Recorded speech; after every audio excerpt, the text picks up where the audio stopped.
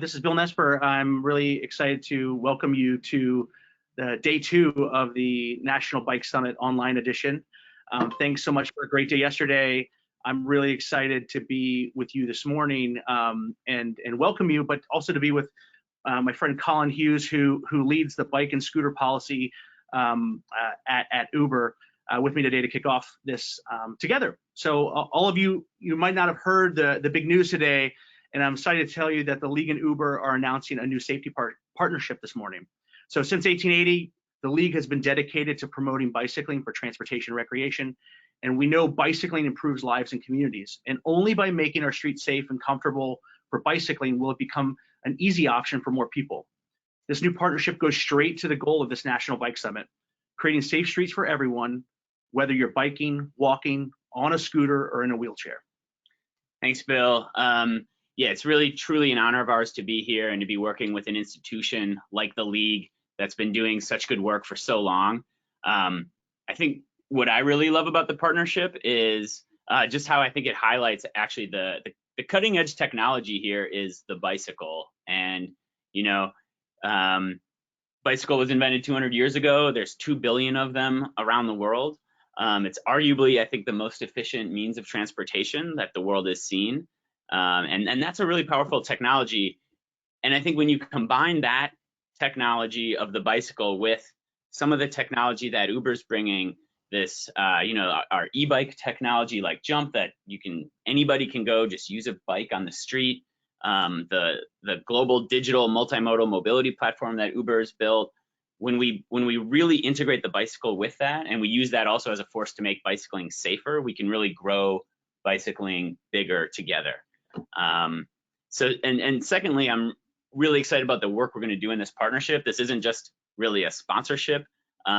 We sat down and we came up with, I think, a pretty ambitious work plan of how Uber and the League can really work together to make cycling safer. And so we're going to start that with the League designing a bicycle-friendly driver education program that Uber is going to offer to every driver in the US. We're going to offer also a League-designed safety education course for every Jump user. And that's really especially important because Jump is getting a lot of people who've never ridden a bike before or haven't ridden one in years to start experimenting with the bike for their commute and to get around. And I think like giving them the League's expertise on how to navigate city streets safely and how to do this safely is going to be really important to keeping them safe and making them feel comfortable and confident so they can be out and about on their bike in the city. And then thirdly, we're also going to continue to partner on Capitol Hill. We started doing that just this past January. We wrote a joint letter to Congress together asking for more bike funding, and we're going to keep doing more meaningful policy work like that because I think we have a lot of shared goals. Yeah, absolutely. So we know we have a huge opportunity here. Like Colin said, in January, we sent that joint letter. We know that that we need the funding to build better, safer, connected bicycling networks, better networks, transportation networks. But that combined with the skills and confidence building education for Jump users, and also we also know that drivers, Uber drivers and otherwise, will be better off. We'll all be better off if they know how to operate on our streets with bicyclists. And yeah, so really excited to be reaching all the drivers, also the larger driving public with the bicycle-friendly driver program. We know that it's this comprehensive approach that is gonna change the culture, that will make our streets safer for everyone. Yeah. Well, we're really excited to work with the League and leverage your expertise for safer streets. You know, we really have a vision of cities that puts people first, and cities where people feel like they don't need to own a car because they can ride a bike safely, transit's convenient, they can get a car ride when they need it, but they don't need to always have a car. And we've got 2 workshops that we're going to be doing together today. We're going to start right after this announcement. The first is going to be on making Uber more bike friendly. And so we're going to talk about some of the things that we've done. We've listened to advocates over the year. We've done a lot of good work, and I'm going to introduce you to the team that's driving a lot of that at Uber. But then we also want to hear this, this audience is the audience of experts. It's advocates from across the country. So we really want to hear more ideas we want to get feedback on how we can make it better and more effective. And then after that workshop, we're going to do another one that's focused on complete streets policies and some ideas on how we can continue to get policies that really compel cities to build more protected bike lane networks. And I just close by saying, you know, there's a lot of work for us to do. That's why we're all here. But, you know, I think we can all see that change is happening. We all see new bike lanes going in. We see bike mode share growing in American cities. And I think even when you see, you know, a technology company like Uber that has often been associated with cars stepping in and really doing a meaningful partnership with the league, that's change that we can see growing. And I think I just want to thank all the advocates here, you at the national level, all the local advocates that are out there. I think that change is 100% a result of your hard work. So thanks to you all who are doing it. Thanks to you. Really excited about the partnership and this session. Cool. Well, I think I'll kick this over to Ken McLeod, who can introduce our first session.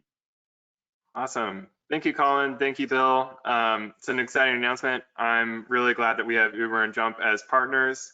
And I want to thank all of the sponsors of the National Bike Summit and all of the attendees that have made this work going in a virtual bike summit, which is new for us. So definitely want to recognize Uber and Jump as our diamond level sponsors, our gold level sponsors, such as Capital Bike Share, Lyft, People for Bikes, SRAM, and USDOT, Federal Highway Administration. Our silver level sponsors, AARP, Amazon, Bike New York, Dero, Design Line, EcoCounter, QBP, Ceres, and Strava Metro. All of our bronze level sponsors, Adventure Cycling, All Traffic Solutions, American Specialty Insurance, APBP, Bike Flights, Cycle Safe, Discover Traffic Gardens, the East Coast Greenway Alliance, the Kingdom of the Netherlands, Gresham Smith, JBG Smith, Love to Ride, New Belgium Brewing, Pocampo, Spinlister, Sportworks, Tome, and Zikla, and all of our partners in the National Bike Summit for making this possible. I think this is a really exciting session, making Uber more bike friendly. It's really game changing to have a transportation network company like Uber getting more people on bikes. The goal of this session, when we're going to do it in person, is to get a lot of feedback from attendees, the advocates who are in the room. So please use the question or chat feature to let us know what questions you have, spur some conversation at the end of this session, and there will be a couple poll questions where you can give feedback during this session as well. So in terms of the agenda for this session, we're going to have basically 4 presentations about how Uber became a bike company, how Jump works with communities, Uber's approach to multimodal road safety, and building tech products to for multimodal safety. And then we'll have some audience questions, and I'll moderate that discussion with our great panelists at the end. So with that, I'd like to introduce each of our panelists and give them the chance to introduce themselves. So Colin, would you like to give a quick introduction of yourself? Sure. So my name's Colin Hughes. I lead Uber's policy work on all things bikes and scooters. And I have a background in urban planning and bike sharing and bike network design. Thank you. And Kristen, would you like to introduce yourself? Sure. Hi, everyone. I'm Kristen Smith, and I lead Uber's road safety marketing. Like many of you, I come from a bike advocacy background. So I was the longtime communications director for the San Francisco Bicycle Coalition, and then went on to work for the SFMTA. In both jobs, I focused a lot on Vision Zero and launching San Francisco's Vision Zero program. And I'm happy to say in both jobs, I also worked on a car-free Market Street, which just came to fruition this month. Yeah, it's been awesome to see stories about that car-free Market Street. Megan, would you like to introduce yourself? Sure. Hello, everyone. My name is Megan Mitchell. I am the community engagement representative for JUMP. I was one of, I'd say, a team of 10 to launch JUMP in San Francisco several years ago. So very happy to be here. Also a bike advocate, also part of the San Francisco Bicycle Coalition as a board member. That's awesome. It's been amazing to me how many people from Uber and Jump have histories in bike advocacy. It's one of the things I've really loved to learn more about as we've gotten involved in our partnership. Rebecca, would you like to introduce yourself? Of course. Hi, everyone. My name is Rebecca Payne, and I'm a product manager on the safety team at Uber.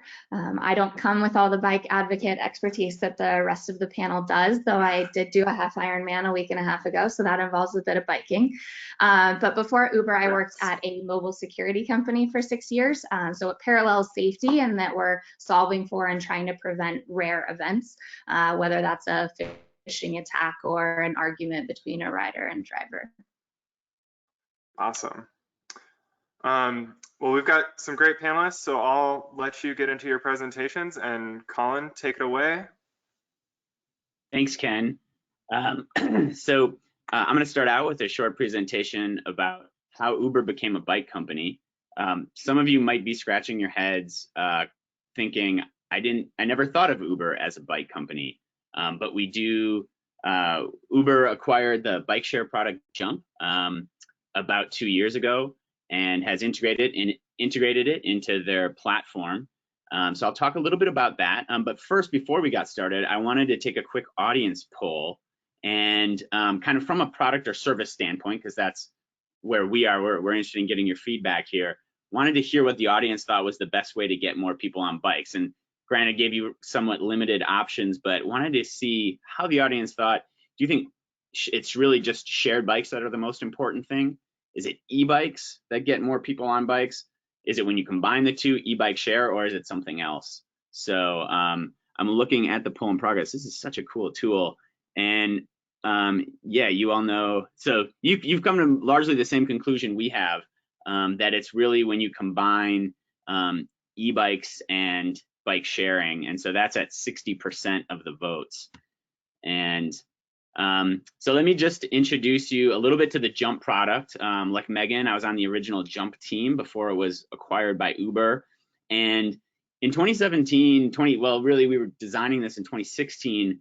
We sat down and kind of the design objective was, we wanted to design a new shared bike to be more accessible, but I think more bluntly, we were like, how do we design a bike that will attract people who don't like bikes right now? Like, we already know all of us who love bikes are going to use this bike share. How do we really get at the people who have no appeal to bikes? And we started brainstorming about that and solving for the people who thought they'd get too sweaty, for the people who thought the brand didn't speak to them, the design didn't speak to them, it wasn't modern enough, and we came up with this bike. And go back. I think you might have to reshare your screen since the poll launched and was closed. Okay, not a problem.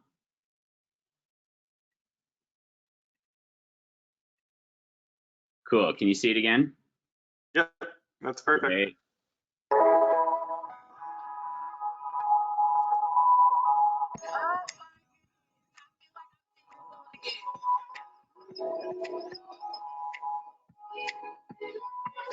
First of all, I'm getting rid of my car.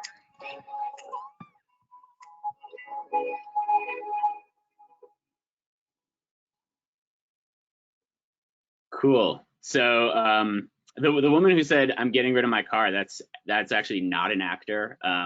We just had people ride the bike and put a camera on them. I was pretty enthused to see that. And I think, I don't know if for those of you who haven't tried a Jump bike, it's an electric assist bike share, and it just really does feel like you're almost kind of weightless as you ride it around. And I think one of the things I love about it is, people see it as, wow, this is faster than a car in traffic. It's also really easy, but you also just see people smiling on it. And so I think that's been something that we really like about it. And the results are really speaking. I think the results even surpassed what we thought we would see. So when we launched the jump bike, when Megan and her team launched the jump bike in San Francisco, right off the bat, we saw almost triple on average the usage per bike of the jump bike. You can imagine in a hilly city like San Francisco, that makes sense. So we were seeing usually about triple the trips per bike, but then also on a distance level, we saw that the distance was also double to triple what you would see on a pedal only bike. So I think what that means is not only are people going farther, but the jump bike worked for more trips. Previously, a pedal only bike might have only worked for the 2 trips you take under a mile. Now it works for the 5 trips you might take a day under 4 or 5 miles. So we saw average trip distance between 2 and 3 miles. And so that means really we're seeing almost triple the passenger miles traveled on bikes, which is a positive thing. And that the reason Uber brought a bike into its platform was we started talking to them, and they made it very clear that while of course they were associated with ride hail trips, that their vision wasn't to be just a car, just a ride hail company. They wanted to create a multimodal platform that would really work for cities. And I think the real competitor that they have is just the owned car. So the more modes that are out there that people can use to get around, the better for them. And so in a city like Denver right now, you can actually use the Uber app to rent a jump bike, ride it 2 miles to a light rail station, then pay for your light rail ticket on your Uber app. It'll just scan your phone, and then take the metro there, or even like if you have to then egress by taking a 5-mile shared Uber ride out in the suburbs, you can do that. And so it's really creating this multimodal network. And the reason that Uber wanted to do that is Uber's not just invested in car trips, and they're invested in mobility. So just getting you from A to B efficiently. And as our CEO was quoted, during rush hour, it is very inefficient for a 1-ton hulk of metal to take one person 10 blocks. A bike is much more suited to that. And so that's the direction that the company has gone. And again, getting at that, kind of thinking about this as a multimodal sense, it's how do you create a platform that works for any type of trip a person needs to make. And so, Uber might be great for trips between 3 miles and 20 miles, but as it turns out, 60% of trips in the US are under 5 miles, and Uber is not always super well suited for that. But an e-bike and an e-scooter are really great at giving people super efficient, cheap, affordable mobility for the bulk of their trips that are short. And so the company really wanted to get involved there. And the results of that, of creating this multimodal network, have been really good. Not only do we see with the Jump product in the Uber app, we see many more new people who wouldn't have thought of taking a bike, now saying, oh wow, I could get there more cheaply and probably more quickly on this e-bike, and so they're willing to try it out. But we also see that when Uber and Jump merged in San Francisco, out of a sample of regular Uber users, we saw Uber car trips decline 10% on average, and 15% if we looked at peak hour when congestion is the worst. So it's a great time to get people out of cars. And that was all replaced by Jump trips. And then I think another really cool fact is we also launched in Sacramento, and I just still find this pretty stunning. In the capital of California, 55% of all the trips booked on the Uber app are now bike trips. Again, like the majority of trips booked on the Uber app are bike trips in that city. And so I think those are really powerful indicators of the kind of change that this multimodal mobility can create. And let's talk about scooters for a minute. I know this is the National Bike Summit, and I bet people here have all kinds of different thoughts on scooters. But I thought I'd just give you this data point because I think it's really interesting, and you can kind of take it to heart. But we did a study of looking at all the cities where we offer both bikes and scooters, and we found that there's only 11% of our users that use both. And what that means is that there, for better or worse, there are kind of bike people and scooter people right now that if we didn't offer the scooters, there's a whole group of people that wouldn't be riding bikes because we don't see them using bikes. But the scooter has attracted them to, I think, like a micromobility lifestyle. They're now starting to use a small vehicle to get around on a sidewalk. And I see two big pieces of potential here for like the bike advocacy community. Number one, this increases the constituency of people who are going to be standing for and supporting safe infrastructure, right? That whole group of scooter users who weren't going to ever be bike users, they probably were never very vocal or never maybe understood why we need protected bike lane networks. And now they'd like to use them. So I think that's an opportunity to build the coalition here. And then also I think those are people who will eventually maybe be interested in trying a bike as well, because they've kind of got the scooter as a gateway. And one more point, I do a lot of policy work at Uber. Bike advocates have always really been focused on, of course, safe infrastructure, makes perfect sense. But I just wanted to flag for you all that keeping an eye on the micromobility regulations in your town might be a good idea. What we want to see is that cities and companies, so it's a split responsibility there, really adopt a vision of mutual success. And that means the companies need to be supporting the goals of the city of serving everybody equitably, keeping sidewalks neat and orderly. But we also want to make sure that the cities, that if the companies are doing that, the cities allow them to grow. In many cities, we have demand for many more bikes than we currently have on the street. And so we want to make sure that if we've got something that would grow cycling, and it can do so in a responsible way, that it has that pathway to growth. So keep an eye on that and consider that. And then, also finding more collaboration between companies and the city on meeting public goals, doing programs to increase the equitable access to these mobility modes and building better parking infrastructure. And then, of course, building more safe bike infrastructure. And in January, we did a policy kind of package. We actually, a lot of this was inspired by some talks that we had early with the league, and they gave us a lot of good ideas. We launched some local model legislation. We've had our lawyers tinkering with this, and we've been talking with a lot of different advocates about how could we write bills that any advocate could put into play that would compel a city to make safe infrastructure, kind of like a complete streets policy with a little bit more teeth. And we're going to hear about one city, Cambridge, that did that really successfully in our next session. We also wrote a letter to Congress with the league and other advocacy groups to get more funding for bike infrastructure. And then Uber also released public data. So in all of our jump cities by the end of the year, and we have it in several, it's already, we're making a heat map of where people are riding jump bikes, because we're collecting that GPS data, and it's an aggregated heat map and shows bike traffic on every street in a city. And we're not just making that available to the city government, but also publicly, so advocates like yourself can use this data and say, look, we need a bike lane here. We've got really high bike volume, bike traffic. So we hope those are helpful tools. And my colleagues are going to talk about some more tools, especially ones related to safety that they've been developing.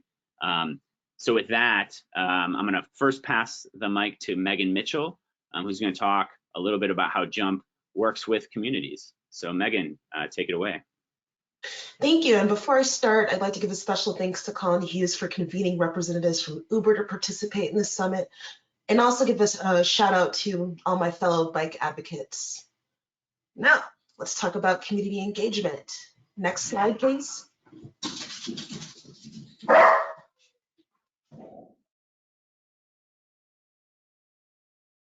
Community is at the heart of everything we do at JUMP, and this is true. And JUMP is known for consistently working with transportation agencies and key community stakeholders prior to launching service, and this is key to us operating successfully in cities. And these bullet points are based on my principles of how JUMP effectively does community outreach. We knock on the door before we come in. We prioritize bike deployment in communities of concern. We build solid, lasting relationships. Now let's dive into these principles. Next slide, please.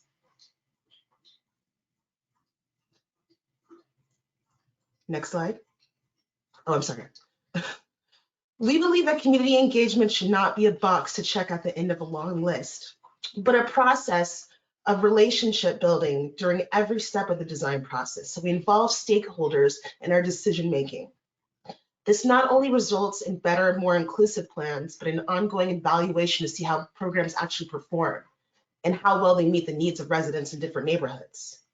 And of course, there's no one size fits all approach. Each community has different priorities.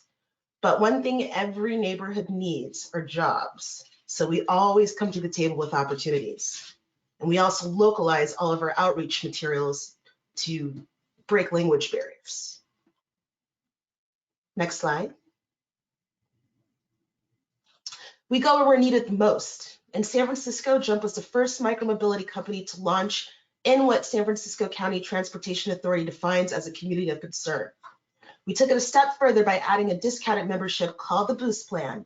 And the Boost Plan offers residents who live in communities of concern or who may have low income a $5 annual membership with 60 minutes of free ride time per day. And here's a fun fact. In San Francisco, over half of Jump rides begin or end in a community of concern. Next slide, please. Our partnership with the YMCA focuses on connecting residents who live in public housing to bike share. We host monthly events at each site to provide test rides and sign residents up for accounts. Our urban cycling class, in partnership with the San Francisco Bicycle Coalition, helps us educate our riders on everything from the benefits of bike share on how to park properly. We also have infrastructure rides to educate riders about the best ways to navigate around the city using protected bike lanes.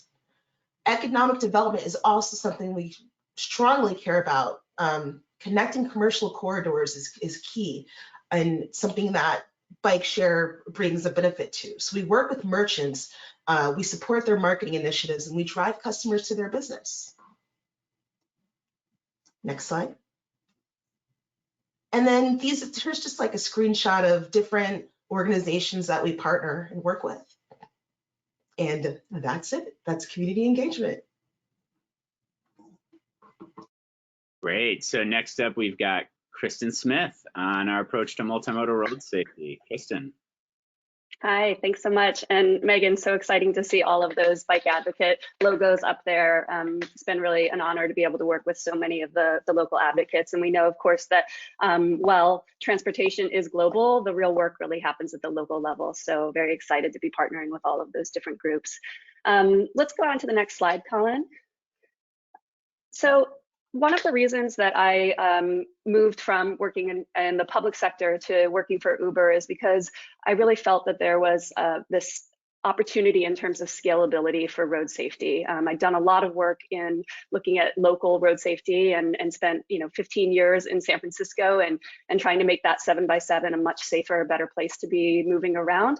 And then I really saw that Uber had this unique opportunity to be moving people around in more ways, in more places, in more countries around the globe than almost any other company. And so just kind of to give you a sense of some of those high level numbers. So globally, we have more than 91 million active users on the platform. We're active in 63 countries, more than 700 cities.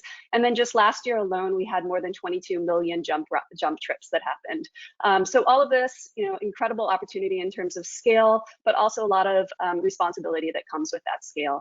So my work is around road safety and trying to help the company be really responsible in that space.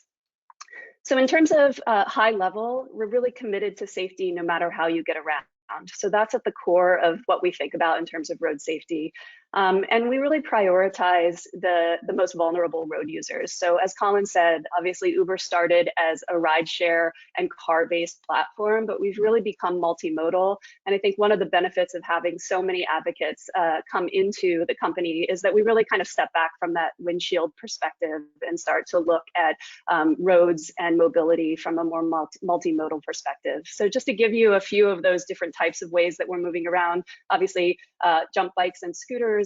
We have a number of bike couriers delivering for Uber Eats. In fact, outside of the US, it's the majority of Uber Eats couriers and delivery partners are on bicycle. In Asia, we actually have moped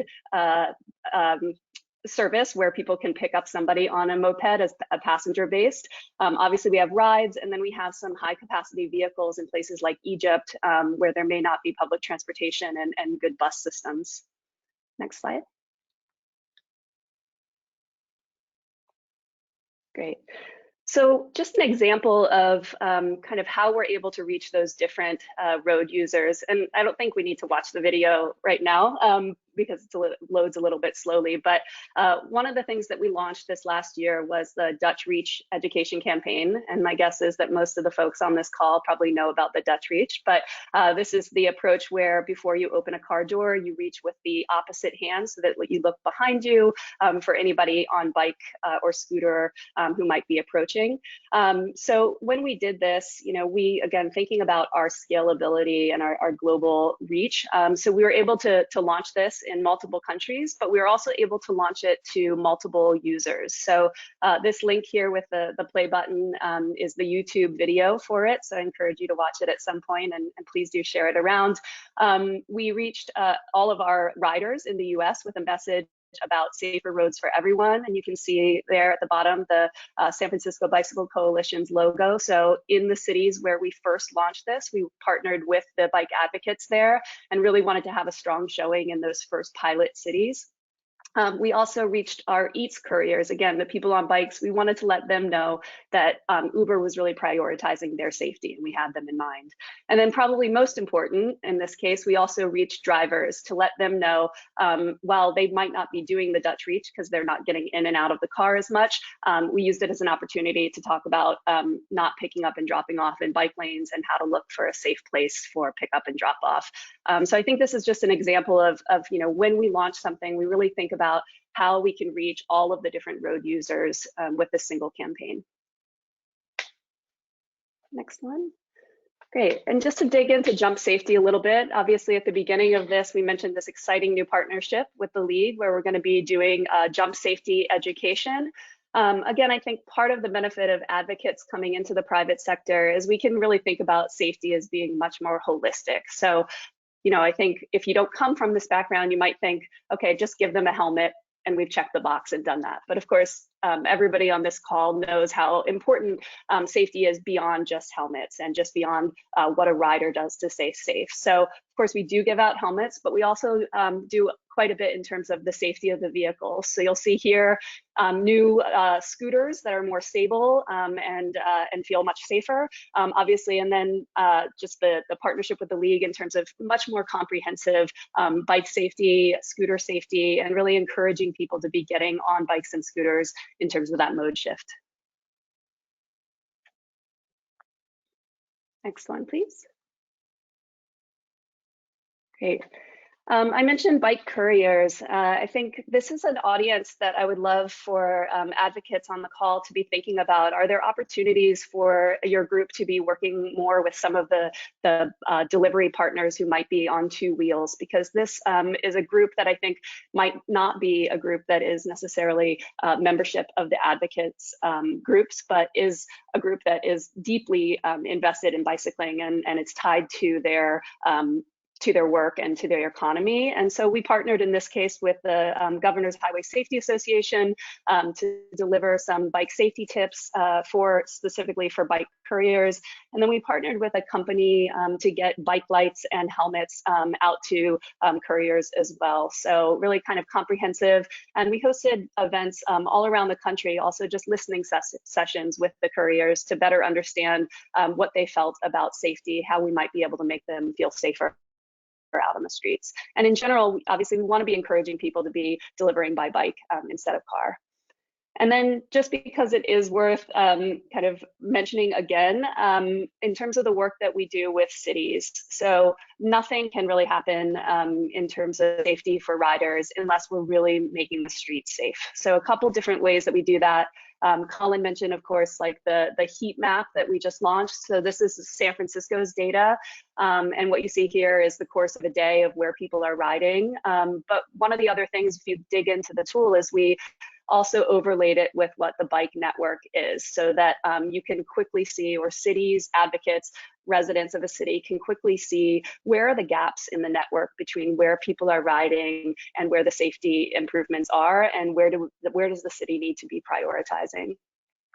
And then we also do some geofencing around really critical, dangerous areas in cities. So we worked with the SFMTA on Valencia Street, which is a very, very busy bike route, and probably has a bike counter on it, one of the busiest in the city, to prioritize pickup and drop off on safer corners. So we moved pickup and drop offs off of the high injury corridor right there, and the places where there was the most potential conflict between users.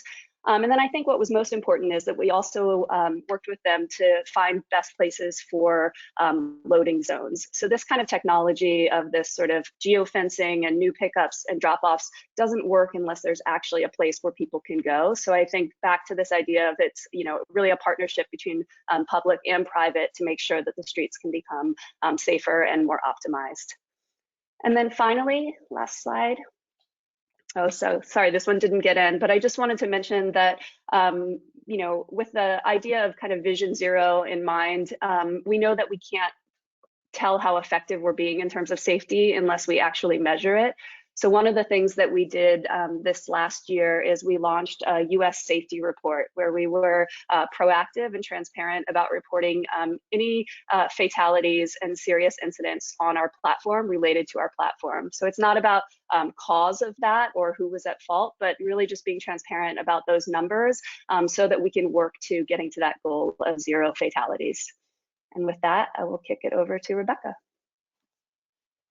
Awesome, thanks, Kristen.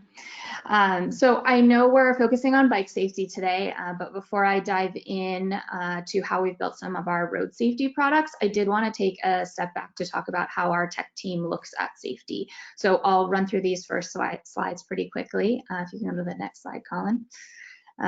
So we really see technology as a complement to policies and education, some of which have been talked about today. Things like our background checks for drivers, or community guidelines for all users on our platform, as well as some of the educational campaigns that Kristen touched on.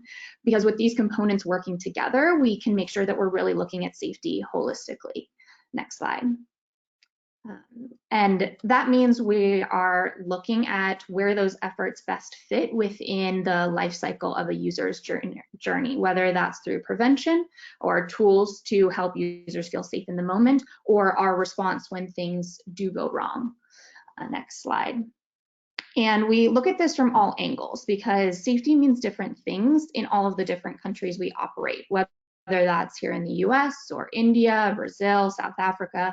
We look at interpersonal safety of the people who interact on our platform, road safety, food safety, the safety of new modalities, which are the bikes and scooters that we've been talking about today. Next slide. So the safety org at Uber has launched many product innovations for riders and drivers, and some examples of these you'll see on the screen. Things like selfie checks for drivers to make sure that the person behind the wheel is the one we approve to be on the platform, or integrating with 911 call centers to automatically provide them with rider or driver trip details when they are contacted through our app. Next slide. But I work on what we call driving safety at Uber. So this means that I'm focused on ways we can leverage our technology to enable drivers to drive more safely. I'll say that we're still maturing in this space, but we have launched and are testing a handful of features that we think can help address key risk factors and make the experience better for people who ride and drive on the Uber platform. So when building driving safety products, we look at the risk factors that contribute to collisions and determine how we can reduce those risk factors or risky behaviors through our app. So I want to talk through some examples of these products today, just to get the juices flowing for what can be possible. Next slide. So to start, one product that we have introduced is driving hour limits. We know that fatigue is a form of impairment and can have similar impacts on an individual's ability to drive as drinking. So we implemented a feature which counts the number of hours a driver has driven and then enforces an offline period if they hit that limit. Next slide. Beyond fatigue, we know external data tells us that speed is one of the biggest contributors to car crashes around the world. So our first attempt at addressing this key risk factor was to inform drivers when they went above a certain speed limit via an alert in the app. But with a redesign of our driver app, we actually wanted to enhance this feature to be much more contextual and actually show the driver the speed limit of the local road that they were on right on their map. So using the GPS information that we receive from a trip, we can show them the speed limit of the road that they're on, as well as help them understand that the speed that they are traveling. A product like this is highly dependent on the availability of accurate speed limit data, which we receive from our mapping partner, and that allows us to then surface this in the app to drivers. Next slide. While not a traditional road safety feature, Ride Check is something we built in response to feedback from people who ride and drive. So using sensors in the driver's smartphone, like the IMU and accelerometer, we look for large G-force events, which could indicate a collision that the driver has experienced. So if an event is flagged to us, we surface a notification for both riders and drivers, which asks them if they were in a crash, and then gives them the tools they need to get help, report the incident, or get another ride. When we initially started testing our crash detection data science model, we called riders and drivers to see if they were okay before we actually had this in-app experience, because we wanted to understand their thoughts and feelings on Uber reaching out in these instances. And a promising piece of feedback was that even in the instances where there wasn't a crash, the riders and drivers did appreciate Uber reaching out and checking in. And last but not least, if we go to the next slide, we also launched rider bike lane alerts, which was our first foray into bringing bike awareness to those on our rides platform. Similar to this speed limit feature, we would really want data on the location of bike lanes built into our maps and integrated at the navigation layer. However, we don't have this data at the moment, so we got a little creative and looked to other sources. So using data from OpenStreetMaps, we were able to essentially create tiny geofences around the roads, which were identified to have bike lanes or bike routes. And then we query every drop-off location for every trip in a city to see if it falls in one of these geofences. And if it does, then we send a notification to the rider before they exit the vehicle. We hope that these notifications will make riders more aware of their surroundings when exiting a vehicle. And really the benefit of Uber Scale means that we've already sent notifications to more than 100 million people around the world to improve this awareness. As I said, this is our first foray into this type of feature, and I'm interested to hear your feedback today on what else we can build. So with that, I thank you, and I'll hand it back to Ken for the discussion. Awesome. Thank you all for your presentations. We're going to do another quick audience poll. So that's going to launch now, and we'll see those results come in. While people are voting in that, I have a couple questions that have rolled in through the chat box. So I'll kind of start just chronologically. So there's a question for Megan. Somebody is wondering if it's possible for local advocates to get more information about where trips begin or end to help with advocacy efforts. I could see that being relevant to maybe bicycle parking or other bicycle infrastructure efforts. I can also see that being a privacy issue. Do you have any thoughts on that? Happy to sidebar with this person who has this question. I think I missed part of it. Could you actually repeat it? Oh, sorry. So they are wondering if it's possible to get data on where rides begin and end for advocacy efforts. Okay. I wonder, Colin, can you possibly help me answer this question? Yeah, sure. So that's actually something we've been working on with my team a little bit.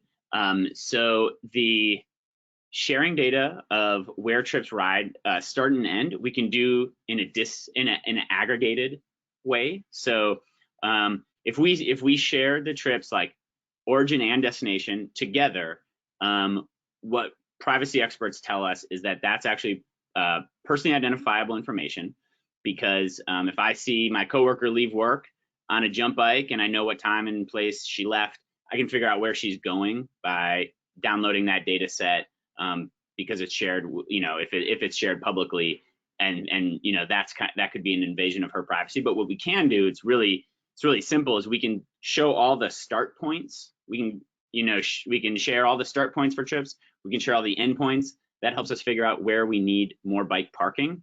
And then, like I showed, we can even go beyond that. And with that GPS data from the heat map, which we've now made public, we can also show how cyclists are routing around cities and what streets they heavily frequent and what streets they avoid, which helps us figure out where we also need the on-street bike infrastructure. Okay. That sounds great. And of course, advocates can reach out if they are interested in learning more about what's possible there. Yeah, so the heat map tool, you can always get a hold of me. I'm Colin K. Hughes, at Colin K. Hughes on Twitter, or colin@jump.com for email. But also, when you go to our movement tool, which is Uber's public-facing data tool, that bicycle heat map is available now for several of the jump cities in the US, and will be available to all jump cities in the US by the end of the year. Cool. I want to revisit our first poll, which was from a product or service standpoint. What is the best way to get more people on bikes? So 62% of people said e-bike share was the best way to get more people on bikes. 18% said bike share, 3% said e-bikes, and 18% said other. I asked in the chat, what do people mean by that other? And several people said education. I also saw people saying just availability of bikes, getting that critical mass of bikes. So I think our partnership with Uber and Jump will hopefully go a long way towards the education. But can you maybe talk about how we get more jump bikes or scooters to people, getting that critical mass on the streets? I can weigh in with a quick thought, and as one thing, Megan might have some other ideas too. But one of the bits is making sure that we're allowed to. So there is actually a public policy question. Cities have struggled to figure out, and companies have there's been a lot of companies who haven't really done the right thing when it comes to how they launch. They launch rogue without permission, or they have too many bikes out, or they're not taking care of them. So it's really important for the companies to be making sure the streets are orderly and the product is a good one on the streets. But then we also need the cities to allow us, when we have demand to grow bike share, we need the cities to allow that. And as long as the companies are doing it responsibly, fleet caps is a really big policy issue. And I can think of several cities around the US where on any given day we would probably have several thousand more bike trips, but on our platform, because we can see people looking for bikes, but we don't have the bikes for them. So that's a really key issue if we want to get more bike trips from our perspective, at least. Okay, thank you. Yeah, I mean, you can't have more bikes if you aren't allowed to have more bikes. It's pretty basic. We've got a question for Rebecca. So you talked about using technology to kind of check people's hours, make sure they aren't drowsy. How do you deal with people who drive through multiple apps, or is there any process for that? Yeah, so unfortunately what we are limited to is what we can see within our app. So we can control what we can control, and that's what we have set policies around. We unfortunately can't see if someone goes home and plays video games for a few hours or goes and drives on another app. So we are limited there, but we have put these policies in place. We know that most of our drivers drive less than actually 10 hours per week. Most people are doing this very part-time, just adding a few hours here and there. A small percentage of our drivers actually then come close to the limit on a more regular basis. So it is less of an issue with people constantly getting close to that driving limit. Okay. Another question, perhaps for Rebecca, have you looked at integrating data being collected from our streets, which is an app that lets people report people parking in bike lanes or bad driver behavior? We have been monitoring our streets, but I haven't had direct conversations with them in terms of importing that data to us. I think that's a great suggestion and a conversation that we'd be willing to have. Okay, cool. Got a couple questions about kind of data on trips and or users. So we'll start with the question that somebody asked. How much do you know about scooter trips and the trips they're replacing? Are these trips kind of for fun? Are they potential car trips? Are they transit trips? How do scooters change people's trip choices? I can weigh in quickly there. I think the best study that I've seen to date was the Portland Bureau of Transportation study that did a pretty large survey and asked scooter users that question. It jives with other studies we've seen and with some of the data that we've come across internally. And that basically said, I mean, I was surprised to the degree that it showed car trip replacement. That study and others have said 30+% of the trips would have been in a car, if not a scooter. The average scooter trip distance is only 1 mile. So, I guess it's no surprise that people do drive even for that short of trips in the US. So it's good to see some replacement there. We do also believe that there is some walk and transit trip replacement. And, I think like what we hope is that the scooter is going to come in and hopefully, 30% or more trips will continue to be car trips that are avoided. But when we see the new mode come in, what we ultimately hope is like this is just one more option for people that makes it easier for a 2-car household to shed 1 car and for a 1-car household to get down to 0. And then when it comes to trip purpose, we have less data there. The scooter follows the bike in that our number 1 trip times are 8:30 in the morning and 5 to 7 p.m. at night. So we do think there's significant commute volume. We do also see pretty high weekend usage at all times, and that could be social commuting, but it could also be recreational. It's a little bit harder to say. Okay. I would just add one thing on that, that in terms of scooters, we do actually know that the majority of the first trip that people are taking on a jump scooter is with a friend or somebody else. So it's a real social event, and that we hope is also something that then develops into a habit of using it more for commuting. So we're really trying to figure out how we get people onto that first trip, because we think it's really a great opportunity to get them into micromobility as a way of just getting around on a daily basis. Yeah, that's a really cool point. I know in our Dutch cycling culture session that we started the summit with yesterday, they talked about how in the Dutch cycling culture, many people are taking those social trips and they need bike lanes that support 2 people being next to each other. So hearing that scooter trips are often taken with a friend like that, I feel like there's implications for the type of infrastructure that supports those social trips. We had another question about demographics. Do you know how many older adults are using jump scooters or bikes? And is there any kind of data on that, seeing different types of users, older adults using one more or less?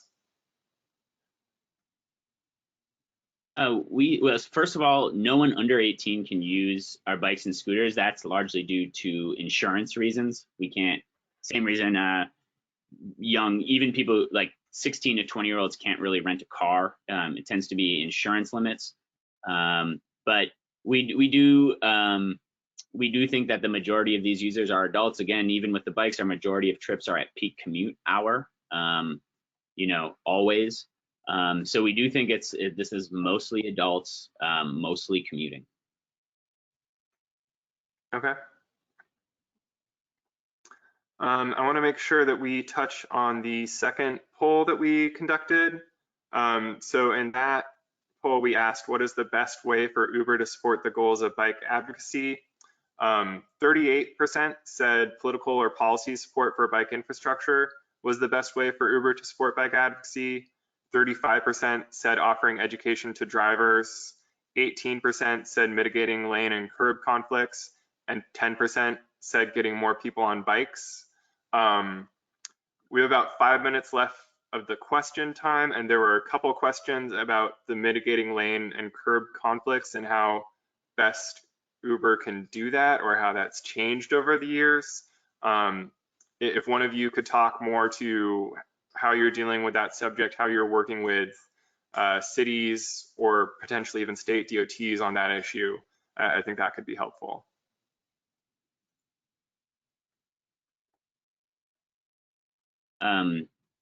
Well, let's see. I think like each of us kind of has approached this in slightly different ways. So like, you know, Rebecca's looked at some of the product capacity there. Kristen's looked at a lot of how we message this to drivers and to riders. I'll weigh in real quickly on the policy side.